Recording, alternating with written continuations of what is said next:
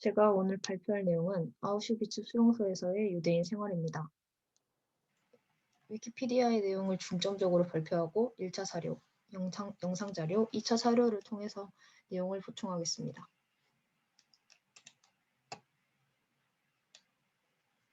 아우슈비츠 집단 수용소는 2차 세계대전과 홀로코스트 동안 폴란드에서 나치 독일에 의해 운영되었던 집단 및 학살 수용소 복합체였습니다. 이 수용소는 크게 메인 캠프였던 아우슈비츠 1, 가스실을 갖춘 집단 학살 수용소인 아우슈비츠 2 비르케나우, 노동 캠프인 아우슈비츠 3 모노비츠, 그리고 수십 개의 하위 캠프로 이루어져 있습니다. 아우슈비츠 수용소는 SS의 감독하에 운영되었는데 SS는 각 가스실에서 학살을 감독했지만 1942년부터 특수부대로 알려진 손데르 코만도, 수감자들에 의해 대부분의 작업이 이루어졌습니다. 지클론 B라는 가스에 의해 죽음을 당했다고 합니다. 이들 대부분은 유태인이었지만 소련 포로들도 포함되었습니다. 1940년부터 41년 가스실이 하나 있었을 때 20명의 수감자가 사망했지만 1943년 후반에는 400명, 1944년 헝가리 홀로코스트 기간 동안 사망자 수는 874명으로 증가했습니다. 나치는 잔혹하게도 시체를 제거하고 시체의 보석, 머리카락 및 귀금속을 가져갔습니다. 아우슈비츠의 수감자들은 소련 포로인 경우 왼쪽 가슴에 고유번호가 부여되었고 그 이외에는 왼쪽 팔에 고유번호가 새겨졌습니다. 죄수의 범주는 옷에 달린 삼각형 조각으로 구별되었습니다. 정치범은 빨간색 삼각형, 범죄자는 초록색, 방랑자 매춘부를 포함한 사회 수감자는 검정색, 동성애자는 분홍색, 그리고 유태인들은 노란색 삼각형이 겹쳐진 별 모양을 가슴에 새기게 되었습니다. 아우슈비츠 수용소에서의 삶은 고통스러운 나날이었다고 생각됩니다. 수감자들은 보통 새벽 4시 반쯤 기상하여 감독관에 의해 구타를 당하며 빨리 씻을 것을 재촉당했다고 합니다. 그런데 변기가 거의 없고 깨끗한 물이 부족해서 위생시설이 형편없었습니다. 또한 씻을 곳도 별로 없었을 뿐더러 수천 명의 죄수들을 감당할 수도 없었습니다. 죄수들은 커피 대용품이나 허브차를 받았지만 음식은 받지 못한 채로 바깥에 심열로 줄지어 서 있어야 했습니다. 날씨가 어떻든 간에 SS가 도착할 때까지 기다려야 했고 수감자들이 그곳에 얼마나 서 있어야 하는지는 장교들의 기분에 달려 있었습니다.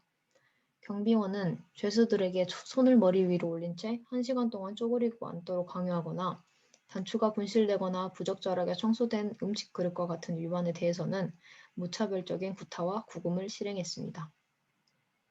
점호 후 죄수들은 5명씩 작업 장소로 걸어가 보통 11시간 정도의 노동을 시작합니다. 노동을 하러 떠날 때 교도소의 오케스트라는 경쾌한 음악을 연주했다고 합니다. 대부분의 작업은 야외에서 공사 현장, 자갈 구덩이, 목재 마당에서 이루어졌으며 휴식 시간은 허용되지 않았습니다. 허용되는 것은 생리 현상이 일어날 때 잠깐 화장실에 다녀오는 것인데 그것조차도 죄수들이 다른 죄수들에 의해 감시당했습니다. 점심은 묽은 국물이 4분의 3 가까이 차지하였으며 고기는 일주일에 4번, 야채는 일주일에 3번 배급되었지만 수천 명의 수감자들을 먹이기 위해서는 그 양도 턱없이 부족했을 것으로 예상됩니다.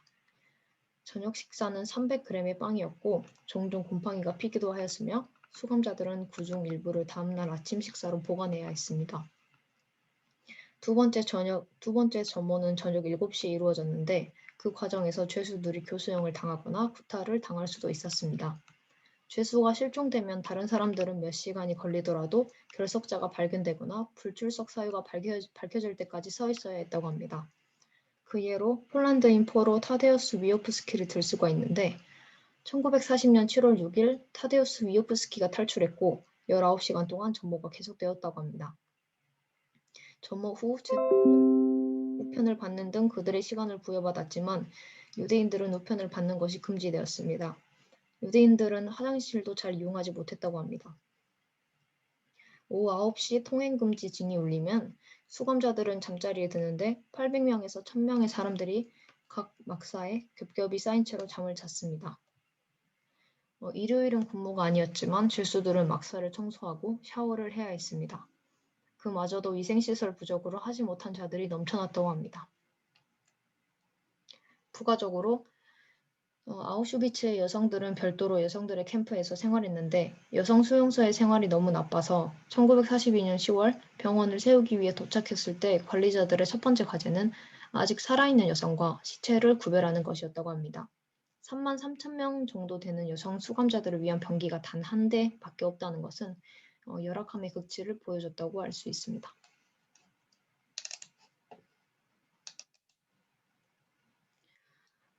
네, 이 사진들은 아우슈비츠 수용소의 구조나 다른 사진들을 보여주는 사진이고 여기 사망자 수를 보시면 유대인의 사망자 수가 압도적으로 많은 것을 알 수 있습니다.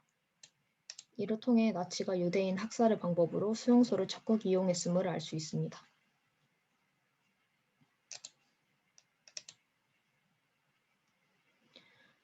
아까 위생시설이 매우 열악하다고 언급했는데 이쪽을 보시면 수감자들은 창문이 없고 열이나 추위로부터 절연되지 않은 원시 막사에 수용되었다. 욕실도 없고 양동이만 있었다. 이 문장을 통해서도 알 수 있습니다. 또한 아우슈비츠에서의 탈출은 거의 불가능하다라고 적혀있는데 그 이유는 전기 철조망이 수용소 전체를 둘러싸고 있으며 기관총과 소총을 장착한 경비원들이 사방 군데에 서 있었다고 합니다.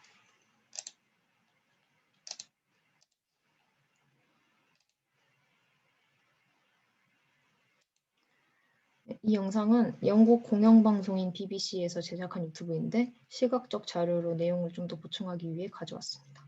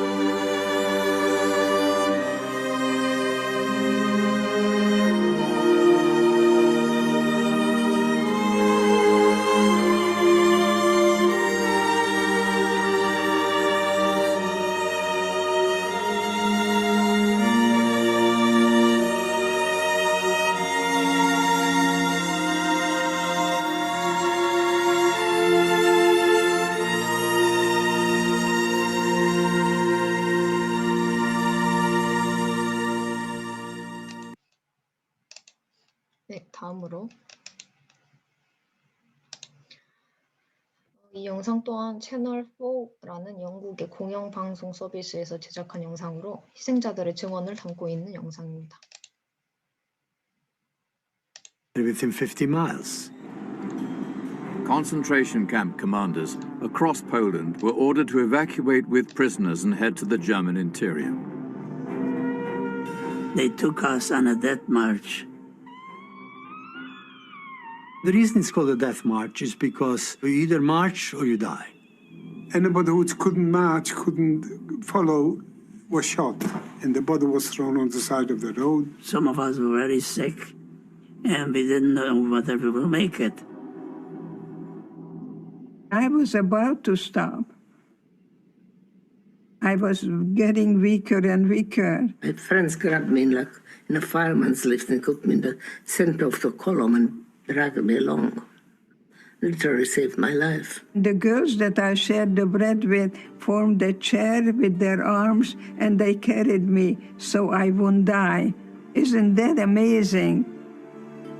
People who were too weak or too old. 네, 시간 관계상 이 정도만 보겠습니다.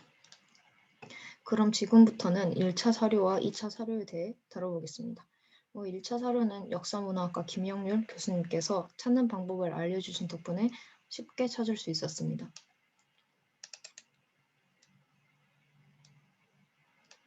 네, 이 사이트는 아우슈비츠 비르케나우 주립 박물관이 운영하는 사이트인데요. 수용소에 대한 다양한 사진들과 자료들이 있습니다. 여기 프리즈너스를 보시면 이렇게 수용자들의 사진과 이름 등이 나와 있고 수용소 내부에 다양한 사진들이 나와 있습니다.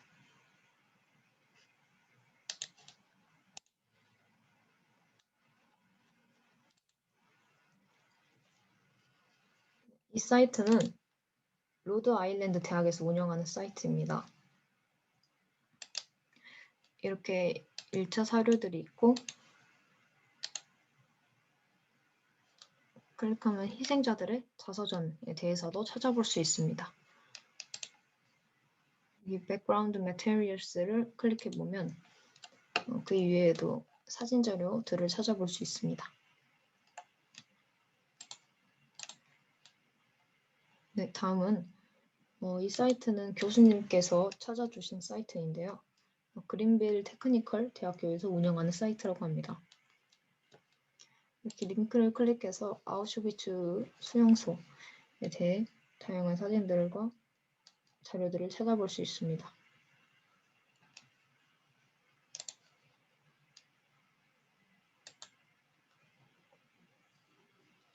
이 사이트는 사우스 플로리다 대학이 모은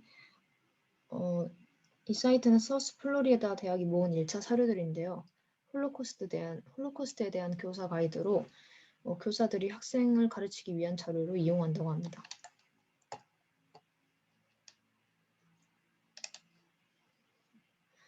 SS 간부 호블링거의 증언, 다른 간부인 보크의 실제 증언 등을 찾아볼 수 있습니다. 잠깐 보크의 예를 들자면 가스실 집행에 참석했냐는 질문에 그는 참석했으며 그들은 문을 열고 아이들을 안으로 던지고 문을 닫았다. 무시무시한 외침이 들렸고 사람들은 약 10분 동안 계속 울었다. 시체는 거친 가마에 실려 도랑으로 옮겨졌다. 다음 한 묶음은 이미 오두막에서 옷을 벗고 있었다. 그 후 나는 4주 동안 아내를 보지 못했다. 라며 가스실에 대한 증언을 하기도 했습니다.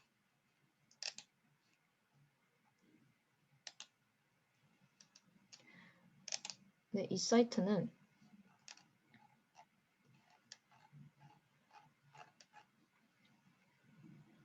히스토리 채널, ABC, 애플, 어도비 등의 지원을 받아 만들어졌고 이렇게 어바웃을 보시면 캘리포니아 주립대학에서 CD-ROM 연극 및 1년 기념 행사로 석사 프로젝트로 시작되었다고 합니다.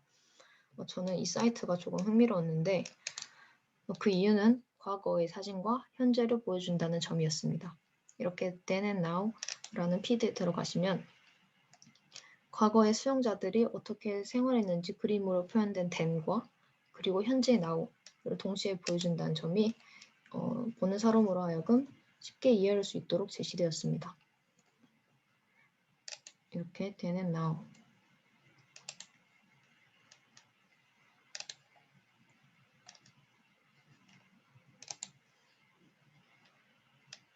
다음으로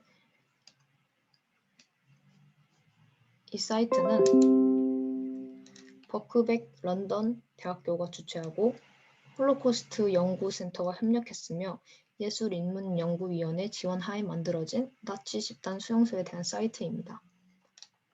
여기 Documents에 들어가시면 가해자, 수용소에서의 일상생활, 대중, 캠프 시스템, 수감자 관계 등 카테고리별로 구분되어 있으며 다양한 사료들을 접할 수 있습니다. 다음으로 2차 사료를 살펴보면 홀로코스트와 수용소에 관한 책을 찾아볼 수 있는데 이렇게 들어가시면 책 저자와 내용 등의 정보를 접할 수 있습니다. 책 대여는 이 사이트를 운영하는 페리스 도서관에서 가능하다고 합니다. 다음으로 이 자료는 독일 당국이 번역한 수용소와 홀로코스트에 대한 자료 논문이라고 합니다. 이렇게 다양한 구체적인 표자료와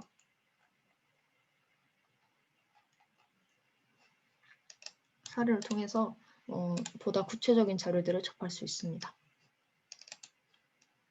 이 3번 피드 또한 2번 피드와 마찬가지로 수용소에 대한 문학 책 자료를 알려주고 있습니다. 네, 제가 오늘 아우슈비츠 수용소에서의 유대인의 삶과 홀로코스트에 대해 발표한 내용은 여기까지입니다. 제 발표를 통해 나치의 잔혹함과 수용소에서의 수감자들의 고통에 대해 조금이라도 알게 되셨으면 좋겠습니다. 이상 발표 마치겠습니다. 감사합니다.